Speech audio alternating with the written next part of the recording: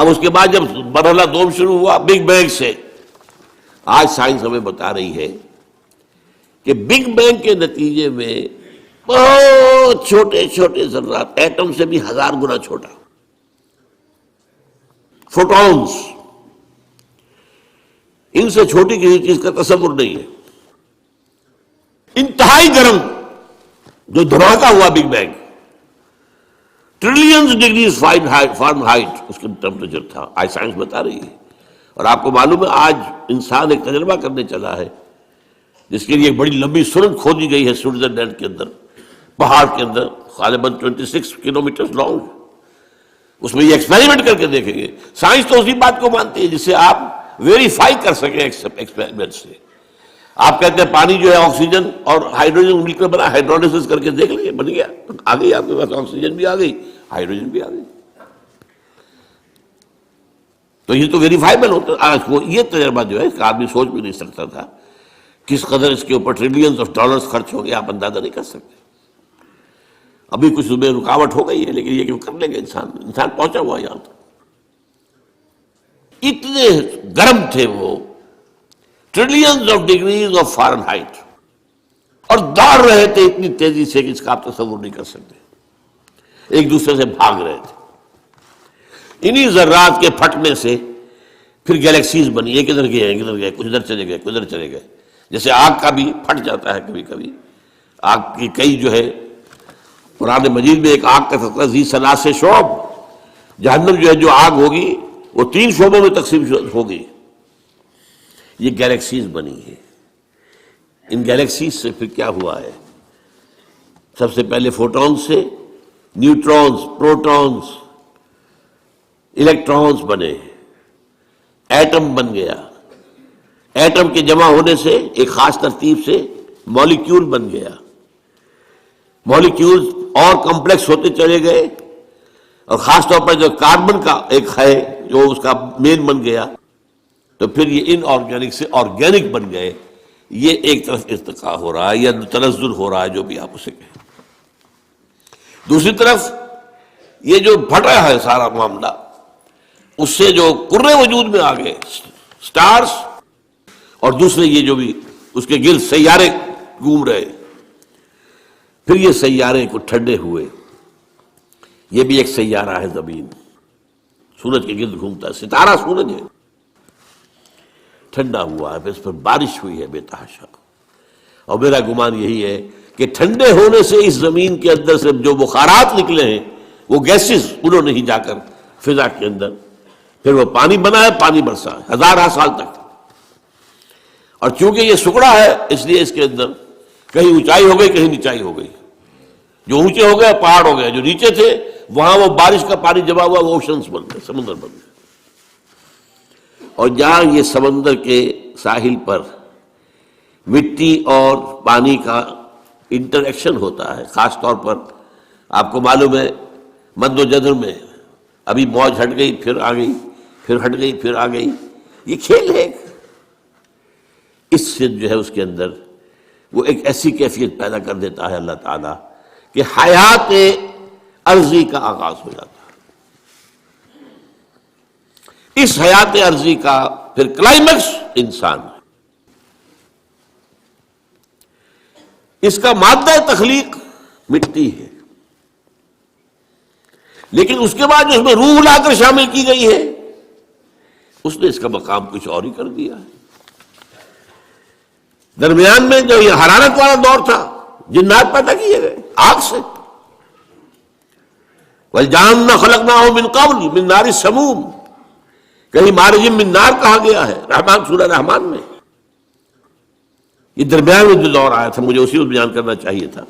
جنات پیدا کیے گئے، جنات نوٹ کیجئے اپنے مادہ تخلیق کے اعتبار سے ہم سے اونچے ہیں، لطیف تر شے ہے آگ، اور مٹی جو ہے وہ تو کثیف شے ہے، انرٹ۔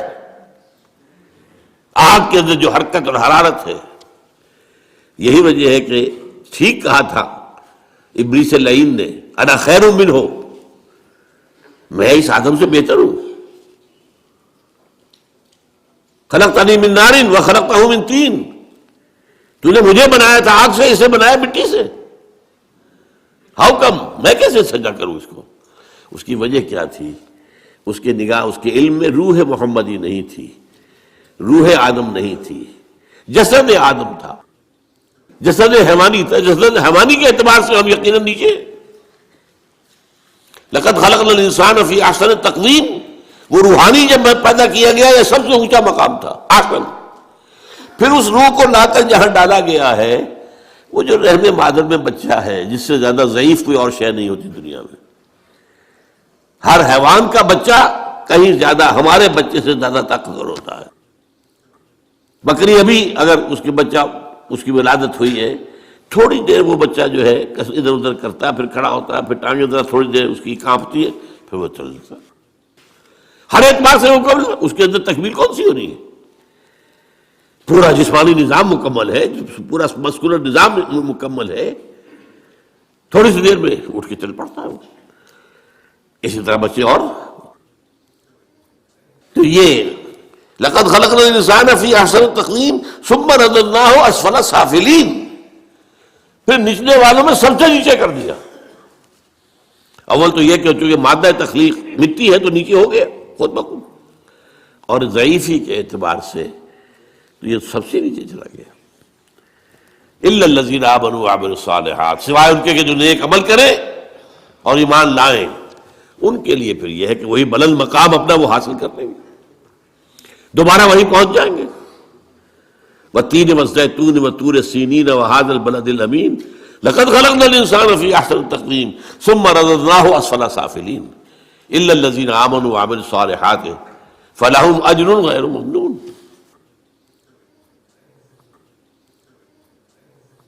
یہ ہے معاملہ انسان جنات۔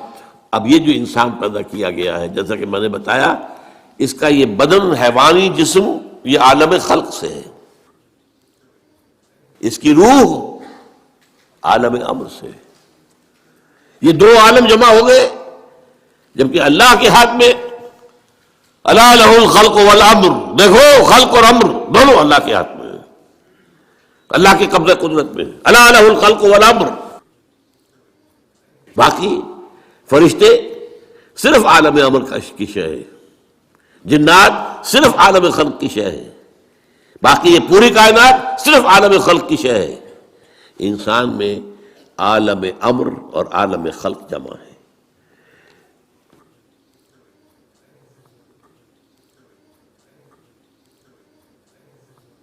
اب ہمیں آگے آنا ہے، یہ جو ہم نے ابھی سمجھا کہ انسان کی یہ زندگی جو ہے امتحانی زندگی ہے، اس کا نتیجہ نکلے گا قیامت کے دن، محاسبہ ہوگا۔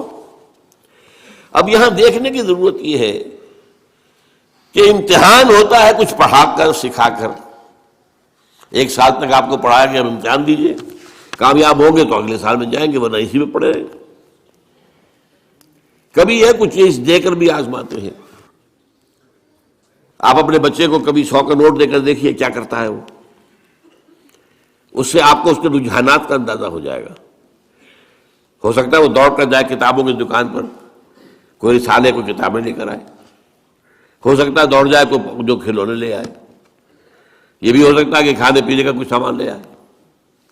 تو امتحان، اس ضیاء خانے میں تیرا امتحان ہے زندگی۔ یہ امتحان کن چیزوں میں ہے؟ دیکھیے، اس دنیا میں خیر و شر کے درمیان ایک کشاکش، ایک تصادم جاری ہے۔ ستیزہ کار رہا ہے ازل سے تا امروز، چراغ مصطفی سے شرار بولابی، ازل سے تا امروز، اور یہ رہنا جاری قیامت تک رہنا ہے۔ ستیزہ کار رہا ہے ازل سے تا امروز، چراغ مصطفی سے شرار بولابی۔ یہ جو کشاکش ہے، اس کو ذرا نوٹ کیجئے، ایک چوسر، میرے اندر آپ کے اندر خیر کی طاقت بھی ہے اور شر کی بھی ہے۔ میرا حیوانی وجود مجھے زمین کی طرف کھینچتا ہے، نیچے لے جانا چاہتا ہے، زمینی خواہشات، زمینی آرزوئیں، اس دنیا کے بارے میں امنگیں، دولت زیادہ ہو جائے، فلاں چیز زیادہ ہو جائے، کھاؤں اعلیٰ سے اعلیٰ، چٹخارے لوں، کئی ڈشز کے اوپر میرا جو ہے وہ ڈنر اور لنچ ہو، وغیرہ وغیرہ وغیرہ۔ یہ میرا نفس امارہ ہے جو مجھے کھینچ رہا ہے۔ یہ جو حیوانی ہمارے تقاضے ہیں، ظاہر بات ہے کہ یہ اندھے بہرے ہیں، انہیں تو اپنی سینشول گریٹیفیکیشن چاہیے، تسکین چاہیے، بس انہیں اس سے غرض نہیں کہ حلال سے ہو، حرام سے ہو، جائز سے ہو، ناجائز سے ہو، کوئی غرض نہیں۔ یہ ہمارے اندر کا نفس ہے جس کو قرآن کہتا ہے ان النفس لامارۃ بالسوء، یہ نفس جو ہے یہ تو برائی کی طرف بلاتا ہی ہے۔ اس کے برعکس ہمارے اندر روح ہے، وہ ہمیں بلندی کی طرف لے جانا چاہتی ہے، اللہ کی طرف۔ عربی کا ایک قول ہے کل شیء یرجع الی اصلہ، ہر شے اپنے اصل کی طرف لوٹتی ہے۔ یہ جسد ہمارا کہاں سے آیا؟ زمین سے۔ نمبر 2، اس کی غذا کہاں سے آتی ہے؟ اسی زمین سے۔ گندم ہو، چاول ہو، جو ہو، کچھ ہو، یا آپ نے بکری کا گوشت کھایا ہے تو بکری نے گھاس پھوس پات جو کھایا وہ کہاں کا ہے؟ اور نمبر 3، یہ ہمیں نیچے ہی گھسیٹتی ہے، زمین کی طرف۔ روح کہاں سے آئی ہے؟ انا للہ و انا الیہ راجعون۔ لہذا اس روح کی توجہ کدھر ہے؟ اپنے مرکز کی طرف مائل پرواز تھا حسن، وہ اللہ کی طرف قرب چاہتی ہے۔ معنوی طور پر قرب حاصل ہے، عملاً قرب چاہتی ہے۔ یہ کشاکش ہے۔ اور یہ بھی نوٹ کر لیجیے اس روح کی غذا کہاں سے آئی ہے؟ اس روح کی غذا اللہ کا کلام ہے۔ یہ ہماری مادی وجود کے لیے مادی غذا، اور یہ روحانی وجود کے لیے روحانی غذا، اور وہ قرآن ہے۔ البتہ اس کے ساتھ کچھ خارج میں بھی طاقتیں موجود ہیں، شر کی بھی اور خیر کی بھی۔ خارج میں ابلیس لعین، وہ بڑا جن شیطان،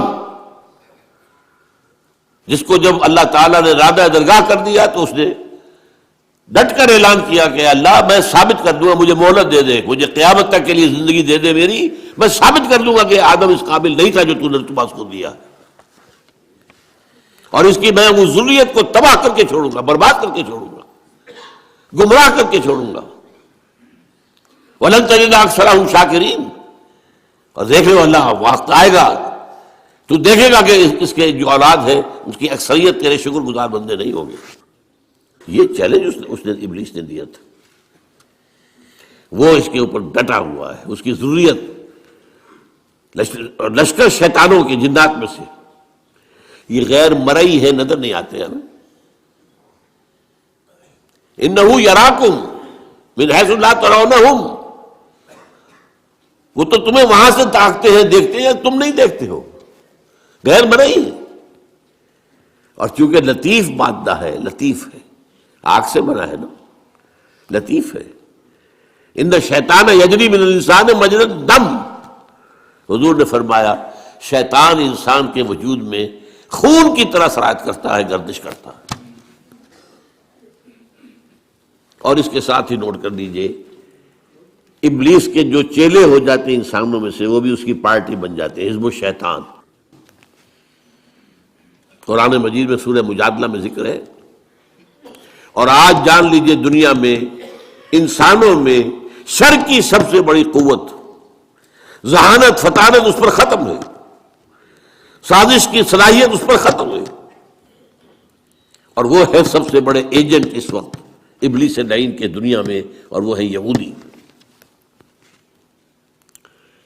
ان کی طرف جو رسول اللہ نے بھیجے تھے حضرت عیسیٰ، جب ان کے جان کے درپے ہو گئے، قتل کرنے پر تل گئے، یہاں تک کہ اپنے بس پڑتے تو سولی پر چڑھوا دیا۔ یہ دوسری بات ہے اللہ نے کیا کیا، وہ ایک علیحدہ مسئلہ ہے۔ اللہ نے انہیں آسمان پر اٹھایا، اور ایک اور شخص جو ہے جس کے بارے میں گمان یہی ہے، اور صحیح ہے یہ گمان، کہ جس شخص نے ان کے حواریین میں سے دھوکہ دے کر گرفتار کروایا تھا، اسی کی شکل بنا دی گئی حضرت مسیح کی، ولیکن شبہ لہم، اس کے اندر جو ہے شبیہ پیدا کر دی گئی حضرت عیسیٰ علیہ السلام کی، اور وہ سولی چڑھنا چاہیے تھا اسے، وہ تو یہ ڈیزروڈ اٹ۔ لیکن بہرحال وہ چونکہ یہودی طے کر کے اور اپنے بس پڑتے چڑھا دیا انہوں نے سولی پر، اس وقت سے وہ اللہ تعالیٰ کے ہاں سے مغضوب علیہم، ملعون، مردود